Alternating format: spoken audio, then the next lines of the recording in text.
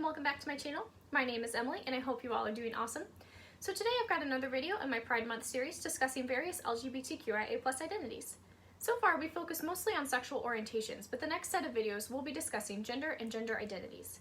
Recall from my videos on intersex and bisexuality that gender is distinct from biological sex. Gender is a societal or cultural construct created to help us categorize people. Wrapped up in the idea of gender are various expectations and roles that a person is supposed to meet and fill, based on what their gender is. There are ways we're expected to act, dress, interact with others, ways we should express emotions, activities we should like, all based on our gender. Because gender is created by culture, these expectations and roles can change and vary across cultures. Gender affects how we see ourselves and each other, how we interact and act, and the way resources are distributed in society. It isn't a binary of male and female, but exists along a spectrum or continuum.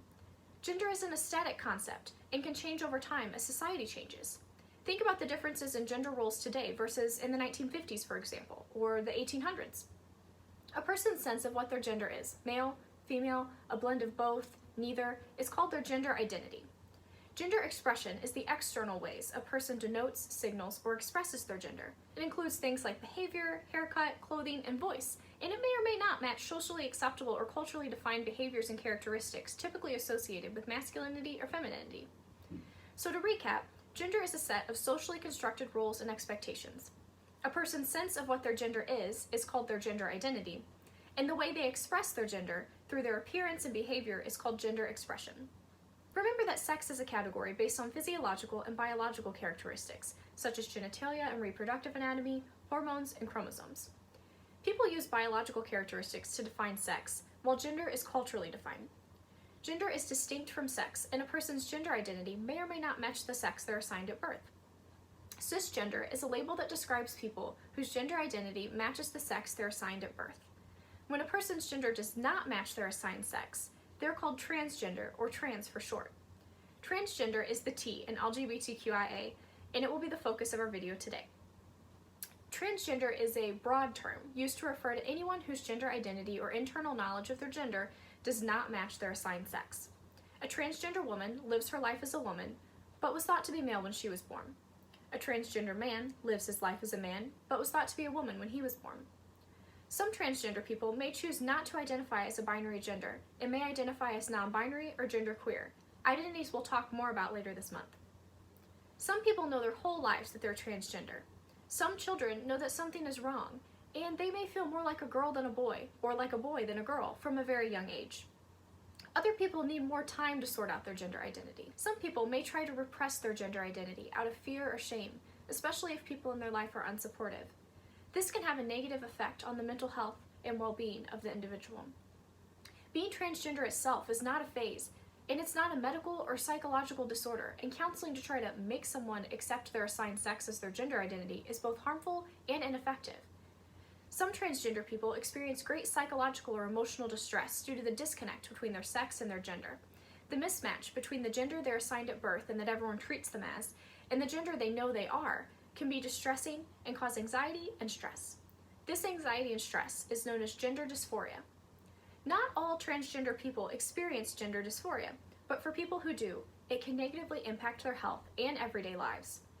Living one's life as their true gender can help to relieve gender dysphoria. A person may find relief in things like changing their name or pronouns, dressing in a way that reflects their true gender, or taking medical steps to physically change their body. All major medical organizations in the United States recognize that living according to one's gender identity is an effective, safe, and medically necessary treatment for many people who have gender dysphoria. When a person begins to live their life according to their true gender identity, this period of time is known as transitioning. Not all transgender people transition, however, many people choose to do so. Gender transition varies from person to person, and the steps one person takes may be different than the steps another person takes. Transitioning may include things like changing your clothing, appearance, name, or the pronouns people use to refer to you, changing legal documents to reflect your gender if possible, and undergoing hormone therapy or other medical procedures to change your physical appearance and make your body better reflect your true gender. Transitioning can help many trans people to lead healthy, fulfilling lives, but there's no set of specific steps that are necessary for a person to take in order to complete a transition. Each person decides what's right for them. Regardless of what steps a person has or has not taken to transition, a transgender person is still transgender, and they deserve dignity and respect. If you'd like to learn more about medical and legal action a trans person may take while transitioning, check out the links in the description box down below. I'd like to start wrapping up today's video so that it doesn't get too long, but tomorrow's video will discuss transphobia and how you can be a good ally to trans people. Today, though, we talked about what it means to be transgender, or to have your gender identity not match your assigned sex. Transgender people are not disordered in any way, and it's psychologically damaging to try to force them to accept their assigned sex as their gender identity. Transitioning can be a healthy way for a trans person to live out their life as their true self, but all trans people are trans regardless of the steps they've taken to transition. Trans people can identify as male, female, or a different gender identity, like non-binary or genderqueer. Regardless, always respect a transgender person's pronouns. Transgender is an adjective used to describe someone. It's not a noun or a verb. Don't say that someone is a transgender or is transgendered. Instead, use this word as any other adjective and say a person is transgender. You wouldn't say that a person is a smart. You would say they're a smart person. As always, I have links in the description box down below to my sources and resources for finding LGBT+ affirmative therapists, for general resources, and for crisis and suicide hotlines.